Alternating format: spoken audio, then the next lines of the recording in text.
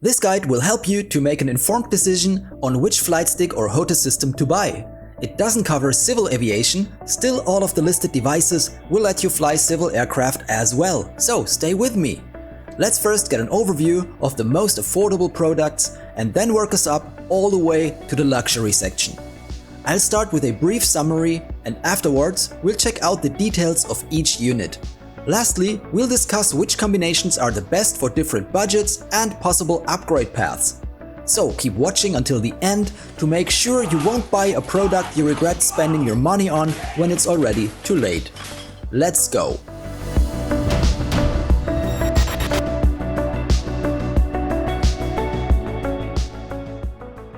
The Logitech Extreme 3D Pro is the cheapest flight stick worth mentioning. Gets the job done, but don't expect more than that. The same goes for the Thrustmaster T.Flight Hotas. Its throttle unit can be detached though, and there's a console version. From the same brand comes the T16000m stick. It uses the same type of gimbal, but has better sensors. The VelocityOne from Turtle Beach has some unique features in store, works on PC and Xbox. Combine the T16000m with a matching throttle unit and you get the T16000 FCS. Has twist on the stick and a rudder control on the throttle. The Logitech X52 and X52 Pro use a twistable stick for rudder control but lack an analog mini stick. The standard version of the VKB Gladiator NXT Evo Space Combat Edition has a great gimbal and everything else you need to fly most planes in one compact package. The premium version adds a rapid fire trigger, another head and an analog mini stick.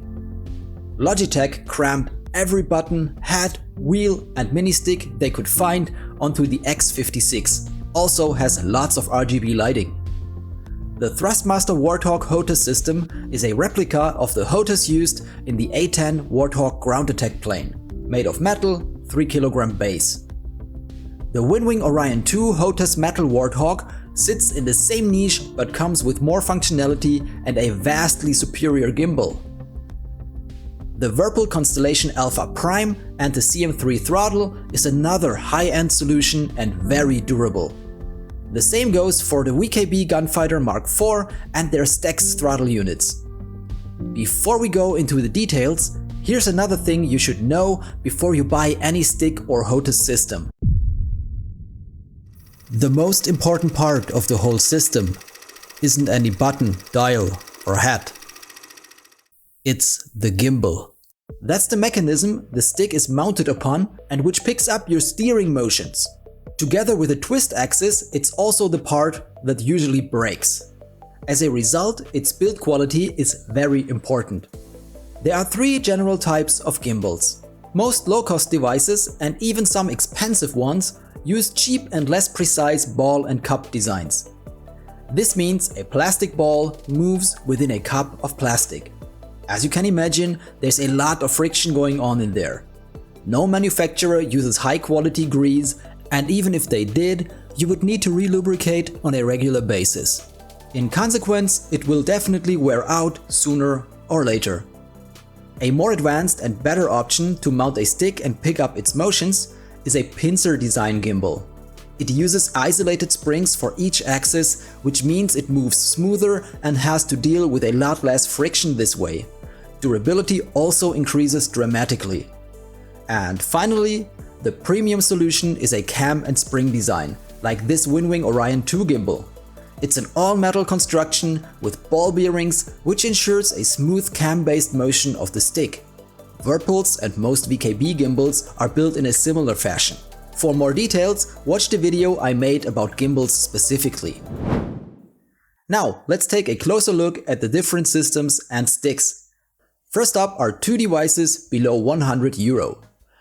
The Logitech Extreme 3D Pro has been around for like forever and comes with the pros and cons of a cheap flight stick. You get a head to trim your plane or to look around, a throttle lever to adjust thrust, a trigger to shoot your guns, and a twistable stick to control your rudder. There also are 6 more buttons on the base. Its gimbal is a classic cup and ball design, which means it will eventually develop centering issues and/or drift. All of this applies to the Thrustmaster T.Flight Hotas as well. It uses the same type of gimbal, also with mechanical potentiometers to measure stick movement. It costs more, but you get an external throttle unit and an additional analog axis on the back of it. The twist axis is lockable on top of that, which always is nice, because locking it reduces input bleed. This means if you use the rockers on your throttle to control your rudder instead of the stick's twist, you can't accidentally pitch or roll your plane while applying yaw. Now, we're in the price range between 100 and 200 euros. We've got 5 candidates in this bracket. The first one is the T16000m FCS. It's the T16000m stick combined with a throttle unit, which is the real selling point here. Let's talk about the throttle first. It's a sliding design you might need to grease once in a while. On the back of the grip is an analog rocker for rudder control, which is very nice. You also find an analog stick for lateral thrust or slew control there, along with a rotary dial and a slider. On top of that, it's quite moddable. Better grease like Neogel 767A or 774VH makes it move a lot smoother. Various slider mods you can purchase and install also are available from several sources. The stick is ambidextrous and the buttons on the base are placed accordingly, which means you'll have a hard time reaching half of them depending on the hand you use. The stick uses the same gimbal construction as our cheaper contenders. Good news is that it utilizes Hall sensors on the main axis. They are contactless and won't wear out like potentiometers. Its twist function is prone to break, so keep that in mind and twist gently. You also can't lock it. Otherwise, the whole system is quite durable considering its feature set and price point. Then we have the Turtle Beach VelocityOne flight stick. Let's start with the good things. You get the following: 10 buttons, 2 throttle axes, an 8-way head, an analog mini stick, a trackpad, a clickable scroll wheel, an adjustable palm rest, twisty stick, ambidextrous design. There also is a headphone jack, and it's Xbox compatible. First of all, the VelocityOne is the cheapest way to control 6 dimensions of freedom with a single device. And the materials used are way better than those of the sticks in the sub 100 euro range. Sadly, the wheel on the stick's base can't be mapped independently and just controls the setup menu. It generally is a nice stick overall, but the problem is they cheaped out on the gimbal. It's another ball and cup design, but at least with Hall sensors like the T16000. The centering is very stiff though, so it's required to either mount the stick in place or support it with your other hand to keep it from tipping over once you perform a sudden maneuver, which is especially important if you plan to combine it with a throttle unit. The trackpad is not very reliable to say the least. I wouldn't include it in any decision-making process. Next up are the Logitech X52 and the X52 Pro. They both feature a dual stage trigger, 3 8-way heads, 2 rotaries, 1 slider, lockable twist, and a little mouse track stick on the throttle unit. On the top of each stick is a rotating switch which lets you remap your buttons in 3 different modes. What sets the Pro version apart is a better build quality in general, some metal parts on the inside like the gimbal connector, and improved Hall sensors. It has stiffer centering than the softer non-Pro version, but also a heavier base. They both work well set on a table. On the negative side, they don't feature an analog mini stick, and no, before you type an angry comment, the mouse track stick is in no way comparable to a dedicated mini stick. The gimbal is a cheap cup and ball design with Hall sensors on the main axis. All rotaries and sliders as well as the twist function use mechanical potentiometers, which will wear out over time and get tracking issues as well as centering problems. Our last contender in the 200 euro range is the VKB Gladiator NXT Evo Space Combat Edition in the standard version. Let's start with the base. All axes have ball bearings and clutches, which makes their movement and centering much smoother than that of any other device we've discussed to this point. It also is way more durable because its gimbal uses a glass fiber reinforced pincer design. 2 different spring types, soft and strong, are included. On the base are 3 buttons, a throttle wheel, a scroll encoder, and an auto-centering 3-position switch. The heavy baseplate is made of steel. There also are lots of 3D printable assets out there on the internet, like this baseplate with direct access to the springs and dampeners.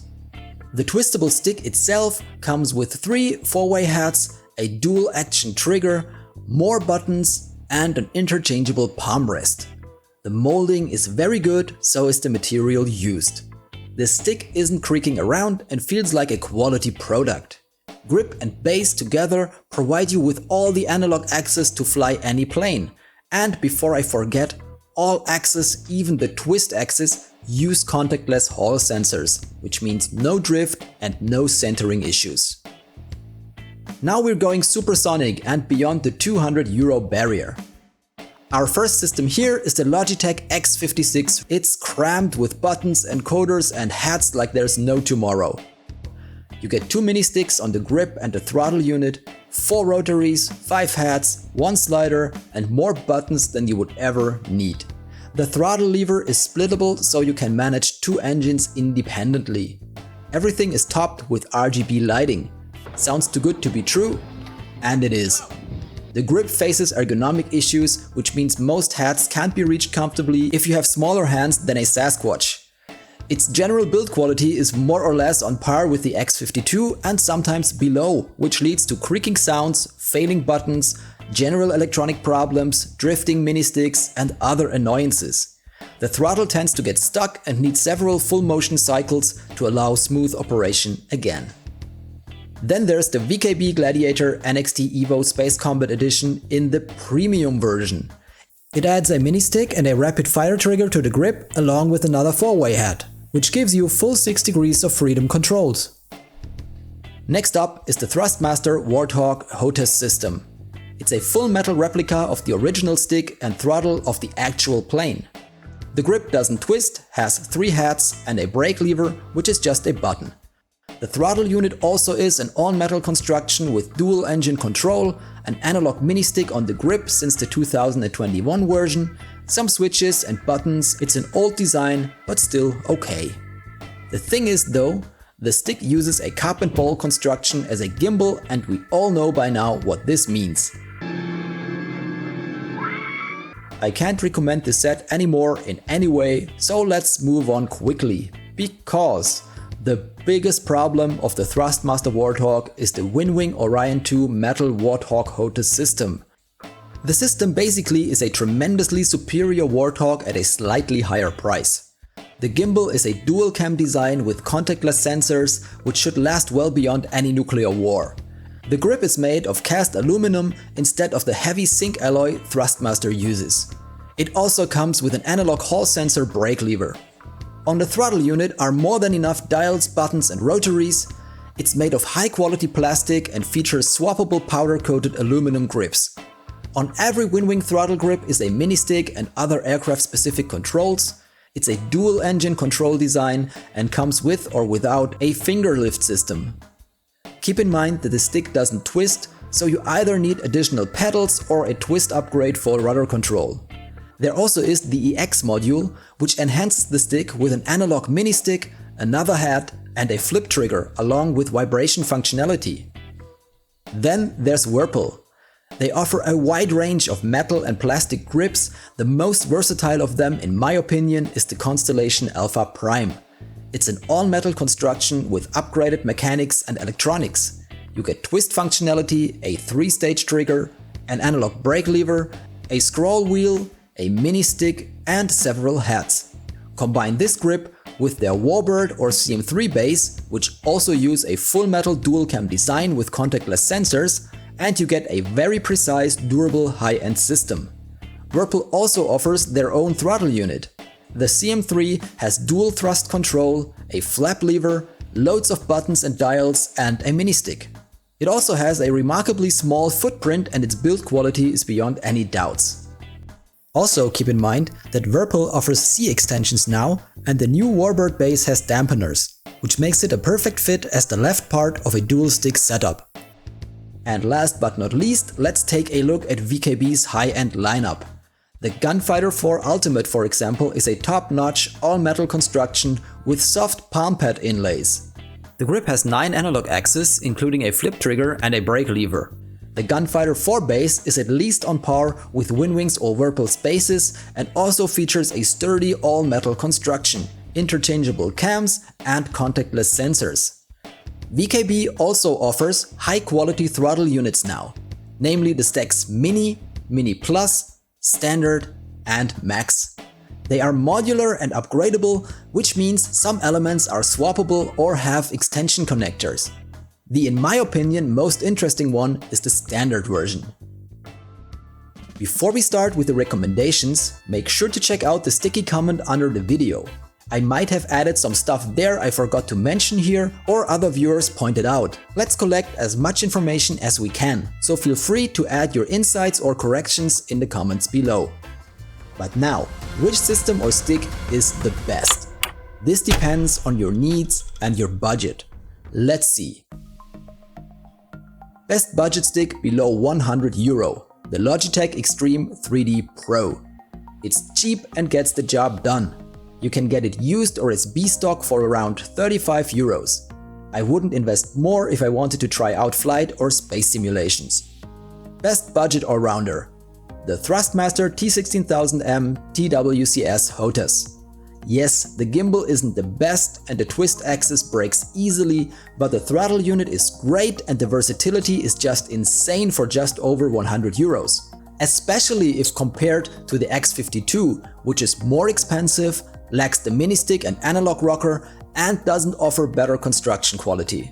You could start with this set and replace the stick if it breaks with a better one. Which brings me to my next recommendation. Best value base to build upon. VKB NXT Evo Space Combat Premium. This flight stick for slightly above 200 euros provides tremendous flexibility and quality in one package. You don't have a dedicated throttle, yes, but all you need to comfortably fly anything from a biplane to a spaceship is right there on the stick itself and its base. If I had around 200 euros, I would start there and add a throttle unit later. The X56, which costs roughly the same, can't be recommended because of ongoing quality issues. Yes, sometimes it functions flawlessly for years, but most of the time it doesn't. If you dearly want a dedicated throttle unit, then spend 40 bucks more and get the best mid-range Hotas.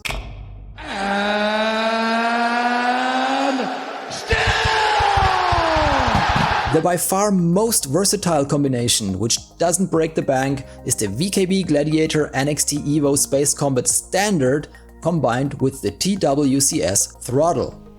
You'll find the missing mini stick on the standard NXT Evo on the throttle grip, which gives you easy 6 dimensions of freedom control. You could even lock the Z axis on the stick and use the rudder rockers instead. With a combined price of 260 euro if you get good offers, it's a no-brainer in the given price range and blows the X56 right out of the water. If you have a bit more to spend, then upgrade to the premium version, or you might consider my next recommendation. The Flexibility God. VKB Gladiator NXT Evo Space Combat Edition plus NXT Evo Omnithrottle. VKB offers a conversion kit, so you can transform your stick into a throttle unit. The X-axis can be blocked and the ergonomics work surprisingly well. As the stick remains twistable, there's a ton of options, especially for spaceflight. In the end, you get double everything. 2 mini sticks, 2 throttle wheels, 6 heads, and so on. And there's the option to convert the throttle back to a stick. So you can try out or just use a double stick configuration, which is great for dogfighting in space. Best value high-end. Winwing Orion 2 Hotas Metal Warthog with F16EX grip. The Orion 2 throttle combined with the F16EX is a great value package and makes the Thrustmaster Warthog obsolete. Get it if you want a high-end durable gimbal, grip and throttle unit. At its current price point of 440 euros with free shipping in the European Union, there's no competition to be found at the time this video got published. Best high-end alternatives. Number 1. Virpil Constellation Alpha Prime plus CM3 throttle. The same applies here. Top-notch quality and even more versatility because the built-in twist of the stick. This combo could serve you until the end of time, but is a lot pricier. high-end alternative number 2. VKB Gunfighter Mark IV Ultimate and STECS Standard. Another high-end combo that's completely worth the money. The modular throttle comes with interchangeable detents. The grip and base have gone through many iterations over the years and only got better. Here's something important. In the high-end sector, it's more about intended use than price. You can absolutely combine a Gunfighter with an Orion 2 throttle, or an F-16EX with a CM3. Watch reviews about the specific products and make up your mind afterwards, or even better, try them out. Regarding throttle units, in short and grossly oversimplified, the STECS is the most versatile. The Orion 2 F-15EX offers an incredible amount of controls, and the CM3 has the smallest footprint while still remaining tons of input options. I also want to emphasize that you should always consider to get a set of good pedals. They add at least one independent axis, which never hurts, and are especially valuable for flying helicopters and World War II planes. Let's quickly check out 2 possible upgrade paths now. Path number 1. If you're already sure you want to continue playing simulations, you could start with just a T16000m flight stick. It's affordable, has contactless sensors, and comes with everything you basically need to fly a plane. Buy a TWCS throttle later on and use it until the stick breaks. Then upgrade to a Gladiator NXT Evo or an even better stick and base combo. Play on until the throttle falls apart. Get one of the premium throttles to replace it. Path number 2. Start with the Gladiator NXT Evo Premium. Play with it until you've got the money to buy a TWCS. Use it out of the box or mod it a bit and you're golden. Or invest in a premium throttle. The VKB STECS Mini Plus would be an option, but it's outgunned at the moment by the Orion 2, which offers a lot more controls for $10 less.